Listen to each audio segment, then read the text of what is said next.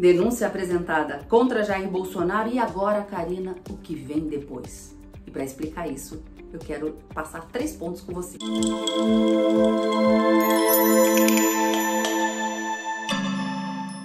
O primeiro deles, não, Jair Bolsonaro ainda não virou réu lá no Supremo Tribunal Federal. Isso vai acontecer somente depois do recebimento da denúncia, que é a peça acusatória que é apresentada pelo Ministério Público. Esse é o termo técnico formal apresentado pelo Ministério Público. Muito bem, segundo ponto.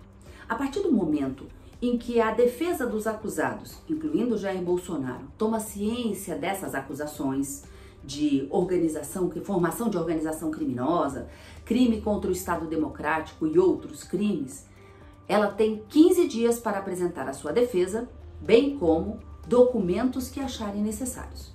Depois de apresentada essa defesa e esses documentos, o Ministério Público tem 5 dias para também se manifestar sobre isso. E depois, o relator do processo, que no caso é o ministro Alexandre de Moraes, pode apresentar o processo para o julgamento do recebimento dessa denúncia. Nesse momento, não haverá a análise se Jair Bolsonaro deve ser condenado ou absolvido por aqueles crimes que ele foi acusado. Não. Nesse primeiro julgamento, apenas será analisado se a peça acusatória apresentada pelo Ministério Público, chamada denúncia, ela deve ser recebida ou não, e com isso transformar o processo em uma ação penal. E é a partir desse momento em que Jair Bolsonaro e os outros acusados se tornam efetivamente réus perante a justiça brasileira.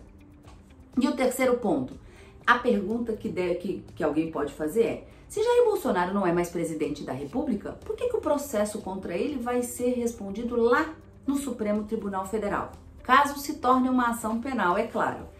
Veja, embora Jair Bolsonaro não tenha mais o chamado foro privilegiado, não gosto desse nome.